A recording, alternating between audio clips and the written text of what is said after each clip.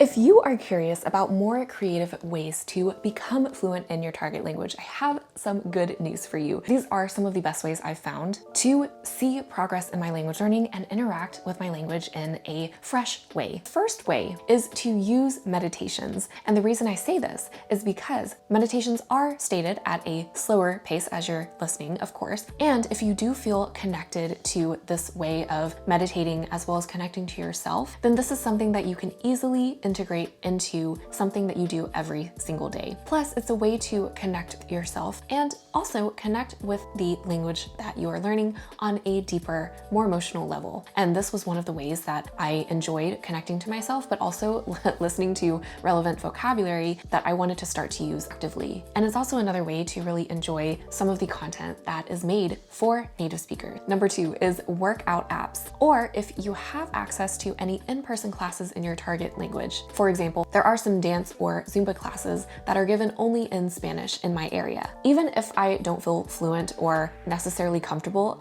in the language so far, I really enjoy going to these classes anyways, because we don't only have our language, we have body language and expressions and showing through moving. And so I found that this was one of the best ways to really bring my language to life in a really fun environment, and also learn more of the body or learn directions and get to know other people who are learning or speaking the language as well. And this is also something personal, but I also find that whenever I go to the gym, even though there might not be a class in my target language, whenever I am doing a set for an exercise, I will say my repetitions as the numbers in the target language. So maybe the first set, I'm counting from 1 to 10 in Spanish. The second set, I am challenging myself to count in reverse from 10 down to 1 in Spanish. And then maybe the third set, I am challenging myself to say the months from January up until October in Spanish, right? So you can get really creative on this actually. Do it in a safe way. So if you are doing a particularly hard exercise, maybe you're doing it for the first time, or you're just using a lot of equipment or maybe dangerous equipment that requires more of your concentration,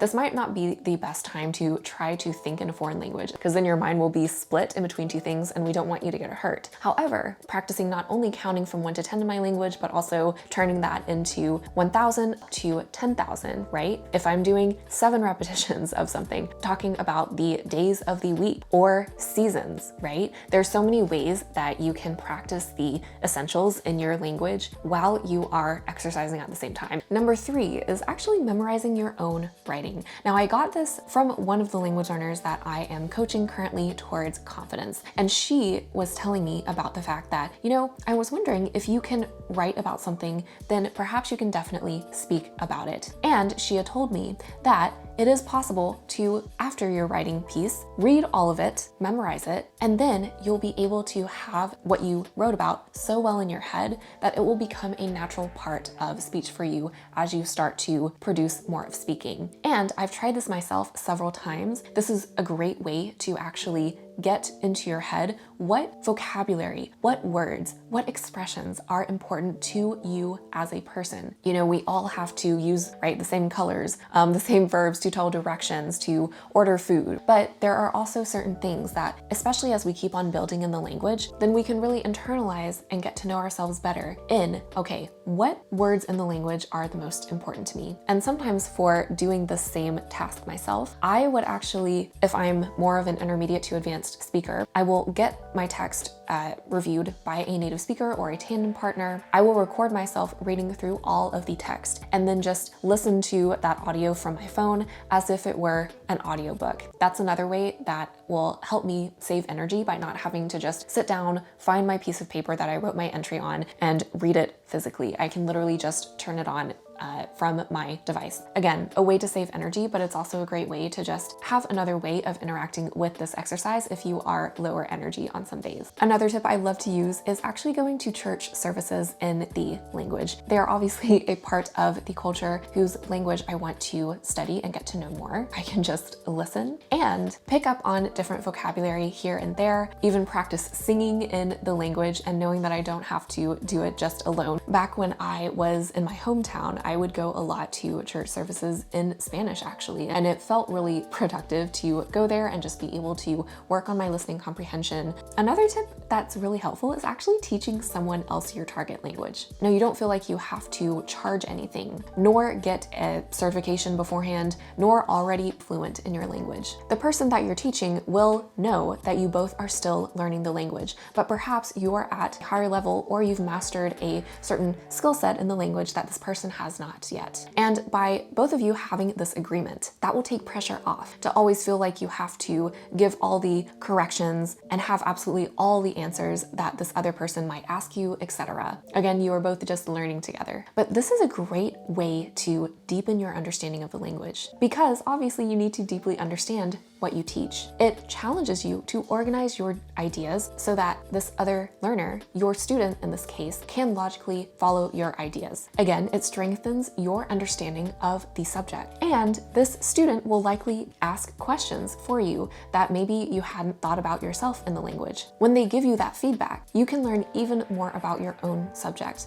when a student doesn't understand. And essentially, I used to do this in Spanish in Peru. When I was with one of my friends, we were both at a high intermediate level. I was just one level up, and she had asked me if I could explain things in the subjunctive or give alternate ways of saying one word. And I challenged myself to explain things to her only in Spanish, which was a great exercise for me, even though I definitely did not feel like an expert in the language. Highly recommend you try it out. Another tip that might seem counterintuitive is actually taking a break from your language. And we've talked about this before in my video of learning vocabulary and actually retaining it long term. But essentially, what the German researcher Ebbinghaus had found is that how we feel is going to affect our memory. That includes how we are treating ourselves physically, right? If we're getting enough sleep, eating enough, right? Getting enough exercise, but also how we are feeling emotionally. If we do feel blocked by a repetitive barrier that is mental, that is emotional for us, right? We can't seem to escape the cycle of frustration for whatever reason, or just feeling lost or aimless, right? Anything emotional can also affect how well we actually retain something. And in order to get fluent, of course, we need to have that gradual long-term acquisition of a language. And sometimes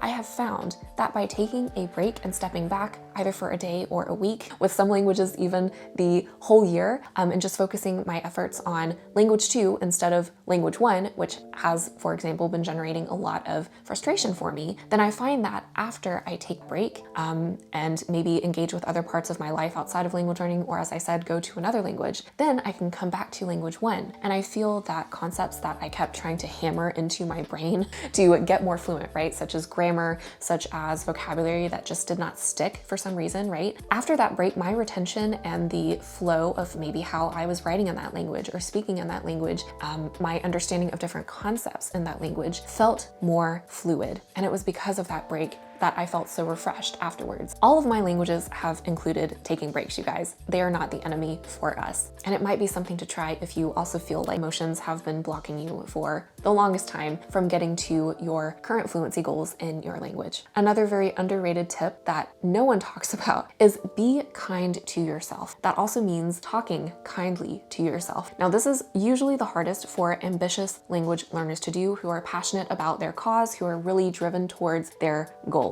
which is usually fluency, right? Putting ourselves down, talking to ourselves in an unkind way, letting the inner critic run wild for us throughout our language learning journey, we won't necessarily see the detrimental effects of that in the short term, but in the long term, it can really heavily affect us and create an emotional, a mental barrier that is hard to just make go away when we, working together with our inner critic, have already mentally dug ourselves a grave and really built a negative mental relationship with our language as a result. And the way that I dug myself out of this is talking kindly to myself in an understandable way, as if I were my own friend who is helping me along my language learning journey. Even though I might not see progress, even though I've been frustrated for a while, saying gently, you know, we're all human. We all make mistakes. We cannot be on 24/7 in our target language, nor will we show up to our language learning with the same motivation, the same energy levels every single time. And it's not fair for you, Emily, to expect that from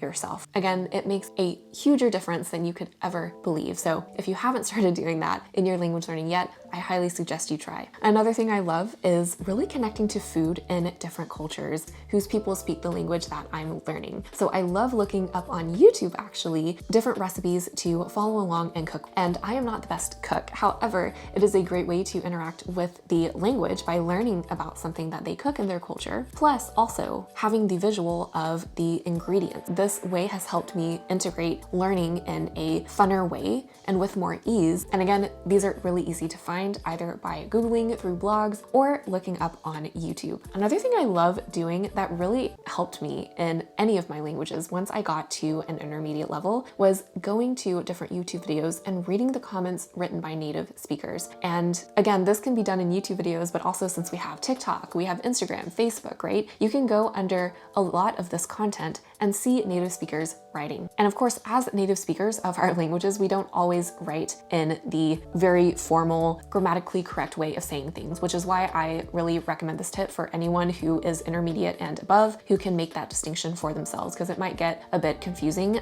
for beginner language learners, right? But especially for German and Italian for me, I could see how people naturally wrote, what kind of slang they used, and knew how the video was relevant to what they were writing about. So this was a really fun way of learning for me, and I would even write some comments of my own as well. I hope some of these ways resonated with you and they motivate you to still stay refreshed and take a new approach to your language learning. And I will see you in my next video.